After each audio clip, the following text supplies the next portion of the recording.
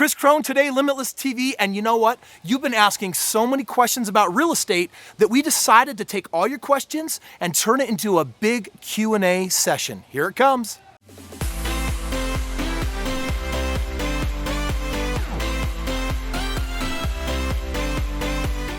All right.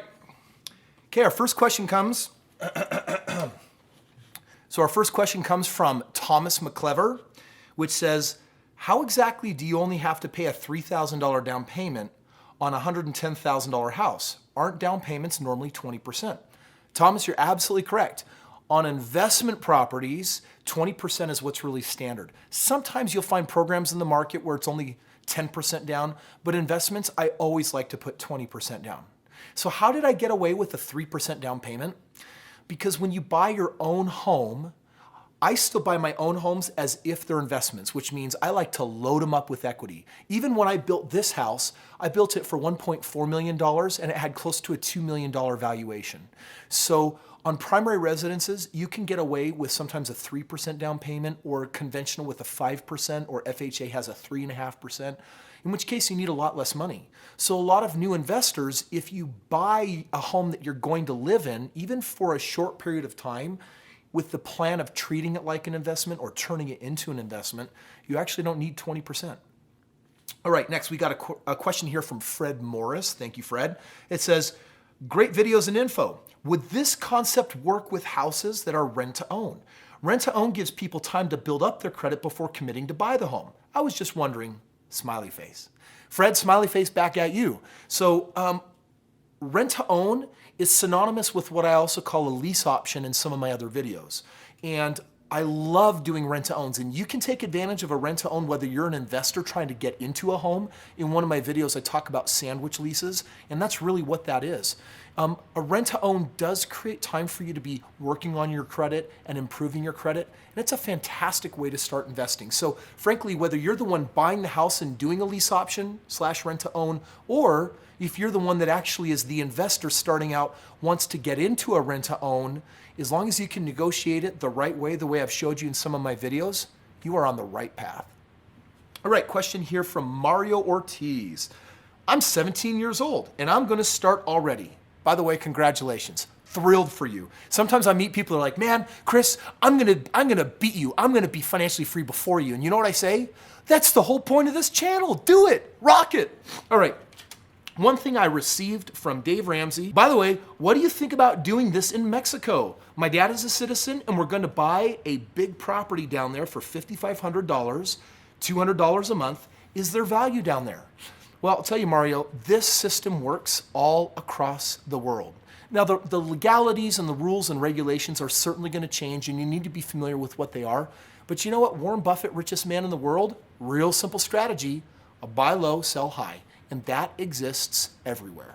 All right, this is a question from Quintez Thompson. He says, to me, leveraging debt is not smart. One thing I received from Dave Ramsey, which is in his good book, Holy Bible, the borrower is slave to the lender. What's your take? Well, I don't know if you and I, Quintez, are gonna be friends after the statement, but I'll make it anyway. I think Dave Ramsey is a brilliant man to listen to if you plan on financially having a goal of just becoming out of debt. If that's your goal in life, man, you and Dave, you guys are saddled up to the right person. But you know what? I have never met someone out of debt that could retire. Being retired doesn't mean that you actually have a plan to put food on the table because you can't eat no debt. And so I think Dave is a great plan for people that have no plan. And you're right, you can become a slave to lenders, but here's the reality. We're borrowing money in real estate to do real estate, and what we're doing is we're controlling debt. You see, there's consumer debt, which is a bad debt, and there's investment debt or business debt, which is a good debt. So I'm millions of dollars in debt, and then what I do is I control that debt. So for example, I just finished selling 3 homes that I bought in Arizona for a really low price. I got mortgages on all of them. I made $300 a month cash flow roughly on each one of these homes. I just sold them and I made roughly $45,000 on all 3 homes. So I made well over $100,000 combined on these 3 homes, but I went into debt to use them. So the question is it a consumer debt / bad debt, or is it a business debt, good debt, and are you controlling that debt? Ultimately, what I mean by control is I use it for a short period of time and then I sell it and alleviate the debt. And that strategy right there has made me millions of dollars. So we got to really look at what kind of debt that we're getting into. And in real estate, there's really profound good debts that you want to get into.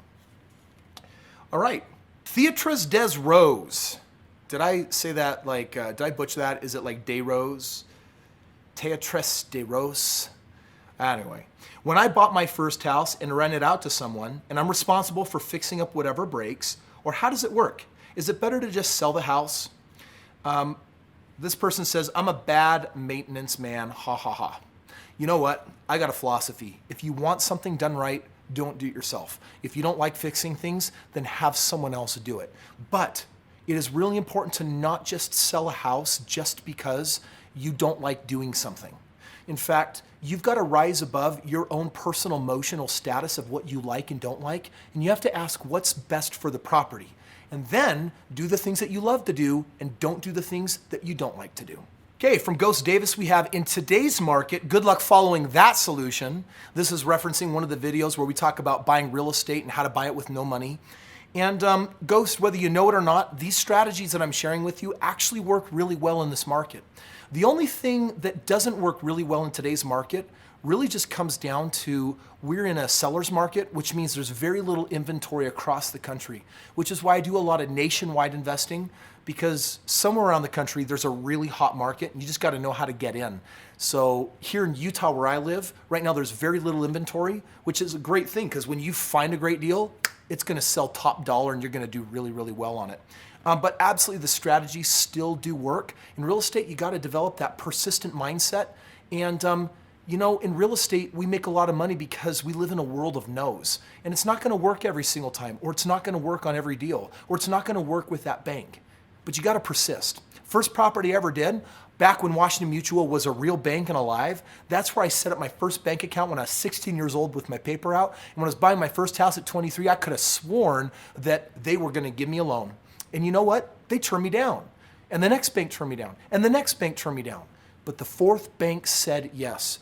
And I had to be persistent because all the banks, they're a little bit different and they got different guidelines.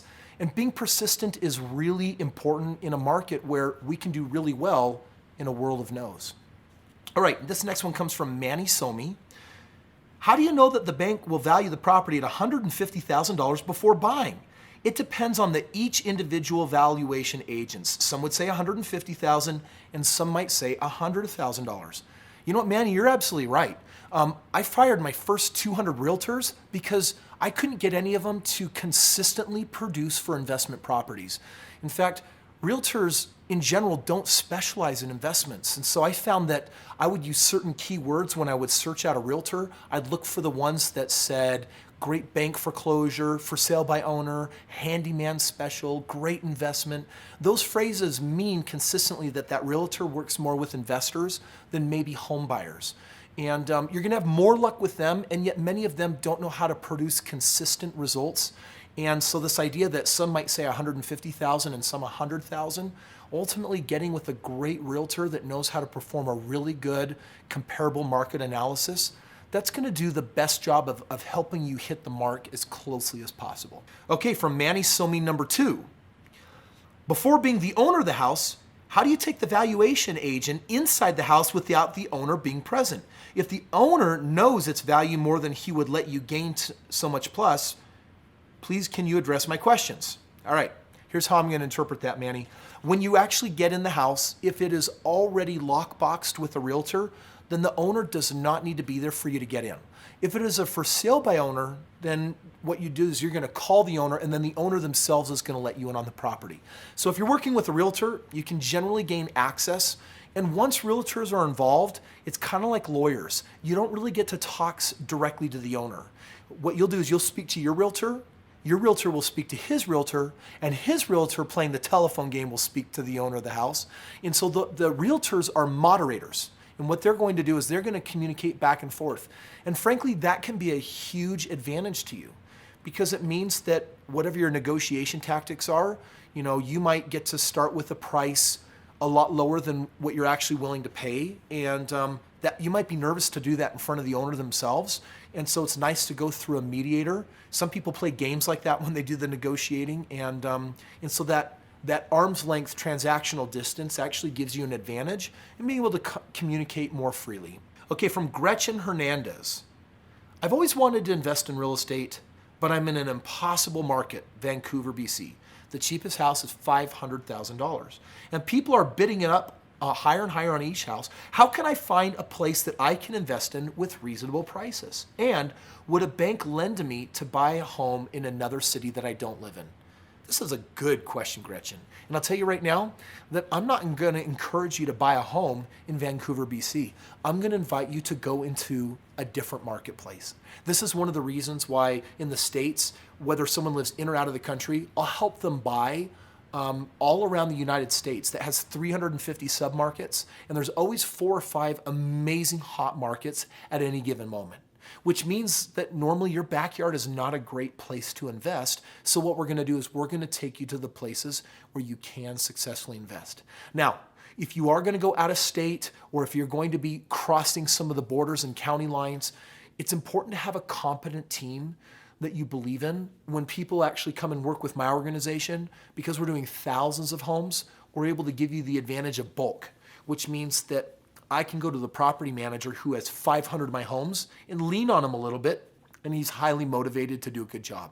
Sometimes when you're out there all by yourself with a single property far away, you don't have a whole lot of leaning power because you're paying an 8, 9, or 10% management fee, and it's just not a lot of money to really convince them. So they're not always highly motivated when you do it that way. And so that's one of the benefits that we provide, is that anytime you can do real estate in bulk with groups of people, even though you get 100% individual ownership on the house, Gretchen, it gives you a lot more buying power and management power. So link below, you can check out more on our company and talk to our in-house experts on how we can take you to some better markets. And I typically buy homes between $100,000 and $200,000. I don't encourage people to do investments over the median, which is generally $250,000. You're in a very expensive market. The moment that market adjusts, it can turn $100,000 on a dime, and you can lose a lot of principal and money with the snap of a finger. So you got to be really careful about that. Okay, next question we have here is from Neck Mad Behavior. When you bought your first property, were you a full-time college student? If so, how did your bank actually give you a loan? Did you have student loans? Good question, Mad Behavior. When I bought my very first house, I was working full-time at a job. And so 2 things for you to know. Can students buy real estate? Yep, as long as you have a 2-year working history. And I was often part-time. This was the cool thing. I bought my house in the summer right when I went from part-time to full-time. So on paper, it showed that I had full-time employment, and it also showed that I had a 2-year work history. And I wasn't making a lot of money, and it was just enough to eke on by and make something happen. Student loans, I didn't have any at the time, but whether you do or don't have student loans, they usually don't play a huge factor in what you can qualify for. So if you're in college, you can absolutely buy real estate, but only if you have a job. Now, you also have the ability, a lot of people don't know this, that let's say that I got a degree in media, and then right as soon as college gets out, I get a job in media. Then the bank will actually look at my 4 years of college as work history. And so your starting pay might be $40,000. They'll assume that you've been making that money for 2 years. They know you haven't, but because you were in school and because you got a job in the field of your degree, they'll count that. Which means if you've got a year left of school, if you pick up a job for a year, you generally need 2 years. You won't qualify anyway, but a year from now, whatever job you step into, if it's in alignment with your degree, you're going to be able to qualify immediately for a house. All right, Danny Smith. May not be a good time to buy a house since the housing market is likely in a bubble. Look up Harry Dent. If he's right, we're headed back into a much worse situation than 2008's housing market collapse. I would wait till the bottom again. Meanwhile, save your cash. Danny, this is a great comment. And this is going to be a sophisticated response for you. I do want you to know that Harry Dent, he's got a great tap on the market.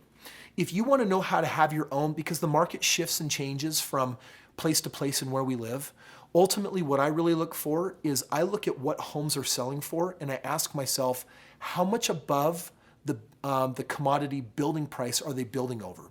So for example, in 2008, you're right, we were in a trough and we're climbing out, and people want to know, Are we into the next bubble? When's the bubble going to hit? And what will happen? First of all, if you play by my rules and you're buying below the median, you're going to be safe either way. Because whether you can sell the house or not, you're going to have a great cash flow on it if you buy it correctly. But more importantly is that right now in my county, for example, there's building going on like crazy.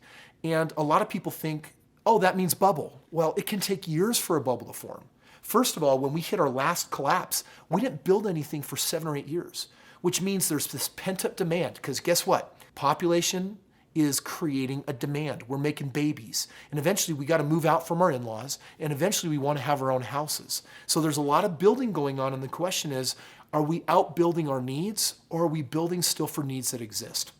Right now in our market, houses are being sold at about 10% above what they cost to build. This is encouraging more developers to get involved. And generally before we hit a bubble, we need to be a certain percentage above that building cost. And right now we're not very high above it, which means, will the market eventually turn? Absolutely. And since we can't guess and since we don't want to wait, what do? Find homes with great equity and buy them below the market, and that market really hardly gets touched by the bubble. So good news is you can be investing now, but there's also a way to keep an eye on the market. And right now I'm selling off a lot of my inventory that I've bought over the last 5 to 10 years, raking in, making a lot of great money. And I'm still buying houses, but I'm playing by the rules. Choco Orange. Well, I don't get it. How come your first house down payment is so low? I think we actually hit that one. It's because go ask the difference between investment lending and primary residence lending, and you'll find a gap of 3% down payment versus that 20% down payment. Jean Lenore, I'm self-employed, no credit, but I've got $10,000 saved up. I want to buy and sell real estate. How do I do it? Jean Lenore, my advice for you is to get into some seller financing real estate. That means learning how to buy a house instead of with a bank, because you're right, you're self-employed, you're not showing credit. So instead, you got to look in the market where you can buy houses under like a rent-to-own, a lease option, or a for sale by owner situation. Because what you would do there, to keep it real short, is you talk to the for sale by owner people, and maybe they say, hey, the price we want is $150,000, and your comeback is going to be, well, we can talk about price, but are you willing to finance the house to me? Basically be the bank. I can give you a $5,000 down payment. And all of a sudden, watch one of my sandwich lease videos and we'll show you how to negotiate yourself into a home where basically the previous owner is going to act like the bank. And as long as you can get a certain amount of equity on it and a certain margin for cash flow, that's a fantastic way to get into real estate right now. All right, Neil Skoog, what do you mean the basement covered your mortgage? Good question. So a house that has a legalized apartment or that has a mother-in-law apartment, that's basically a part of the house where you can have dual occupancy. I'm living in one part and I'm renting out the other. So when I say the basement paid for itself, what I mean is when I moved into the house, I rented out my basement to a separate family and I collected rent from them. And the rent that I collected was sufficient to cover my entire mortgage, which meant that the 3 bedrooms that I was living in for me and my wife, it was all paid for by the people down in the basement. Basement paid for everything. Lock On Gamer. Great if you can manage debt, but it's not for everyone. One bad deal can hit you hard. Lock On, I could not agree with you more. You can lose the whole farm on doing a bad deal. And that's really why I'm putting all these videos out there to help people keep from making mistakes. And so some people are really going to, they're going to take some risk when they do this. And with risk comes the possibility of reward. Fortunately, with real estate, if you dot enough I's and cross enough T's the right way, you can mitigate that risk, manage it well, and do really well for yourself. You'll notice that I help people create $1 million over a 10-year stretch of time with a game plan, as opposed to doing things that are really aggressive. I stay in a price range where the prices are really low. Why do we do that? Well, so that whether the market is crashing or going up, there's an element of safety in the cash flow and the equity that you can negotiate up front. But everyone really needs to be careful. It would be better to not do the deal if you're not confident in your strategy and have all your facts lined up than it would be to jump in haphazard and then risk losing everything. Last question for the day comes from McCline Mazukli, and it's credit card ? Borrowing ? Why is going to debt even an option? That's not smart at all. Well, you could be right. I've got a video that I made called Good Debt versus Bad Debt. And in our country, it's strange that we just have this one word that can mean something so good, or it can also mean something so bad. And going into debt is a bad thing if it's going to cost you money. So for example, if I buy a boat and it has a $500 a month payment, that boat is not making me any money. It's just consuming my money. It's costing me $500 a month. But if I go into debt to buy a house and the house is making me $500 a month after servicing the debt, then what would we call that? Well, we call it a good debt. I know it sounds strange, right? Good debt. It's a good debt because it's making me money. We're going to control that debt for a space of time, and then we're going to retire that debt after we sell off that property, and then we're going to take all the reward and we're going to take all the gains and we're going to put it into the next property. And frankly, you bring up a good point. In real estate, you can get upside down. If you don't manage the debt and borrow appropriately, then if you don't get a deal on the house, if you don't purchase the home with equity, if you don't do your research to make sure that it's got a really good positive cash flow, then every month you could be servicing the lack of money that it needs to service the debt, and then that would hurt you and that would put you backwards. So debt can be a really great thing, it can be a mediocre thing, or it can be a really bad thing. And here, we want to teach you how to buy the kind of real estate where it ends up being an amazing, awesome thing, something that you're truly grateful for. Thanks for watching today's Limitless TV video. And you know what? If these answers breeded a lot more questions, I want you to respond below. Type your questions in, and we'll make another one of these videos and share our answers with you.